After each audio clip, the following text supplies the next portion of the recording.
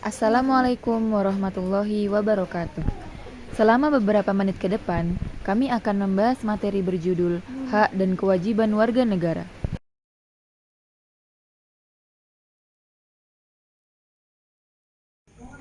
Dalam pembahasan ini, terdapat 4 pokok materi yang dimulai dengan pengertian hak dan kewajiban warga negara, hak dan kewajiban warga negara di Indonesia, faktor terjadinya pelanggaran hak dan kewajiban warga negara serta upaya menanganinya, dan diakhiri dengan hak dan kewajiban warga negara pada era otonomi daerah. Baik, langsung saja kita masuk ke pembahasan pertama, yaitu pengertian hak dan kewajiban warga negara. Bagaimana pengertian hak dan kewajiban menurut seorang ahli? Menurut Notonegoro dalam buku Ilmu Hukum oleh Sajipto Raharjo, hak adalah kuasa untuk menerima atau melakukan suatu hal yang sudah semestinya diterima atau dilakukan. Sedangkan kewajiban adalah beban memberikan suatu hal yang semestinya diberikan oleh pihak tertentu. Dalam hal ini, kewajiban tidak bisa diberikan oleh pihak lain dan sifatnya bisa dituntut secara paksa jika tidak dipenuhi.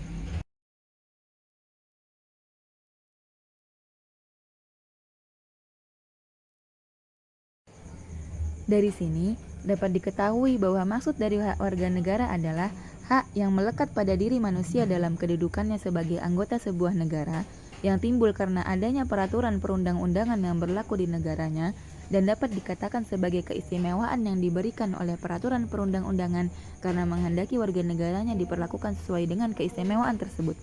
Adapun kewajiban warga negara adalah segala sesuatu yang harus dilakukan warga negara dengan penuh tanggung jawab untuk memperoleh hak-haknya. Tanggung jawab tersebut merupakan kesadaran akan perbuatan yang disengaja maupun tidak, yang menunjukkan adanya kesiapan untuk menanggung segala risiko yang dapat terjadi. Selanjutnya, contoh hak dan kewajiban warga negara di Indonesia. Adapun beberapa hak warga negara yang diatur dalam Undang-Undang Dasar 1945 antara lain, yang pertama, Pasal 27 Ayat 2. Tiap-tiap warga negara berhak atas pekerjaan dan penghidupan yang layak bagi kemanusiaan. Yang kedua, Pasal 27 Ayat 3. Setiap warga negara berhak dan wajib ikut serta dalam upaya pembelaan negara. Yang ketiga, Pasal 28, kemerdekaan berserikat dan berkumpul, mengeluarkan pikiran dan dengan lisan dan tulisan dan sebagainya ditetapkan dengan undang-undang. Yang keempat, Pasal 29 Ayat 2, negara menjamin kemerdekaan tiap-tiap penduduk untuk memeluk agamanya masing-masing, beribadah menurut agamanya dan kepercayaannya itu. Yang kelima, Pasal 30 Ayat 1, tiap-tiap warga negara berhak dan wajib ikut serta dalam usaha pertahanan dan keamanan negara.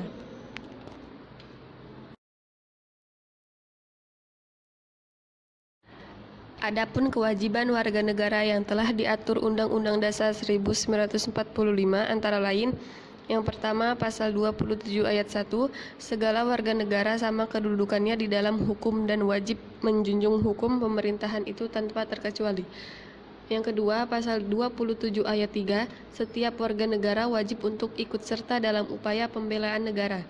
Yang ketiga, Pasal 28J Ayat 1, setiap orang wajib menghormati hak asasi manusia orang lain dalam tertib kehidupan bermasyarakat, berbangsa, dan bernegara. Yang keempat, Pasal 28J Ayat 2, dalam menjalankan hak dan kebebasannya, setiap orang wajib tunduk dan pembatas yang ditetapkan dengan undang-undang yang dimaksud untuk menjamin pengakuan serta penghormatan hak dan kebebasan orang lain, juga memenuhi tuntutan yang adil sesuai dengan pertimbangan moral, nilai-nilai agama, keamanan, dan ketertiban umum dalam suatu masyarakat demokratis. Yang kelima, Pasal 30 Ayat 1, setiap warga negara berkewajiban untuk ikut serta dalam usaha pertahanan serta keamanan negara.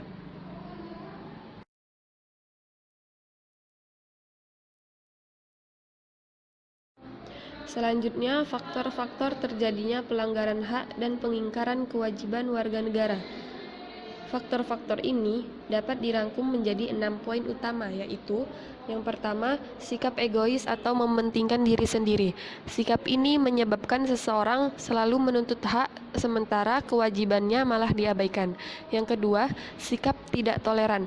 Sikap ini menyebabkan timbulnya rasa saling tidak menghargai dan tidak menghormati keberadaan orang lain. Yang ketiga, penyalahgunaan kekuasaan dalam masyarakat. Kekuasaan yang dimaksud bukan hanya pada kekuasaan pemerintah, namun juga bentuk-bentuk kekuasaan lain yang ada dalam masyarakat. Yang keempat, rendahnya kesadaran berbangsa dan bernegara. Hal ini dapat menjadikan seseorang berperilaku seenaknya dan tidak memperdulikan hak orang lain yang harus dihormati. Yang kelima, ketidaktegasan para penegak hukum. Jika para penegak hukum tidak tegas, pelanggaran hak dan pengingkaran kewajiban akan terus terjadi, dan ketertiban juga keharmonisan pun tidak akan terwujud. Yang keenam, penyalahgunaan teknologi. Tak hanya dampak positif kemajuan teknologi juga menimbulkan dampak negatif seperti kejahatan.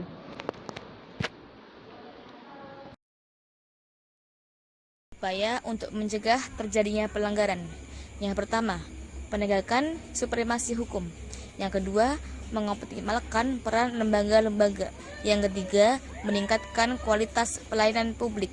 Yang keempat, meningkatkan pengawasan dari masyarakat dan lembaga politik terhadap segala upaya penegakan hak dan kewajiban warga negara. Yang kelima, menguatkan kesadaran berbangsa dan bernegara. Yang keenam, meningkatkan profesionalisme aparat keamanan dan pertahanan negara. Yang ketujuh, meningkatkan kerjasama antar kelompok dan golongan. Yang kedelapan, memberi jaminan HAM melalui instrumen perundang-undangan. Dan kewajiban warga negara pada era otonomi daerah. Hak masyarakat dalam era otonomi daerah. Yang pertama, mengembangkan hak kehidupan demokrasi. Yang kedua, mengembangkan usaha. Yang ketiga, melakukan kontrol terhadap penyelenggaraan pemerintahan Indonesia. Yang keempat, mendapatkan keadilan. Yang kelima, berhak atas perlindungan dan kepastian hukum. Yang keenam, mengembangkan budaya. Yang ketujuh, mendapatkan pelayanan. Yang kedelapan, menikmati hasil-hasil pembangunan. Kemudian, kewajiban masyarakat dalam era otonomi daerah. Yang pertama, mentaati peraturan perundang-undangan termasuk peraturan daerah. Yang kedua, mendukung pelaksanaan tugas pemerintahan. Yang ketiga, memelihara persatuan dan kesatuan. Yang keempat, memelihara fasilitas atau sarana kepentingan umum. Yang kelima, menyampaikan pengaduan wajib mewujudkan penyelenggaraan negara yang bersih.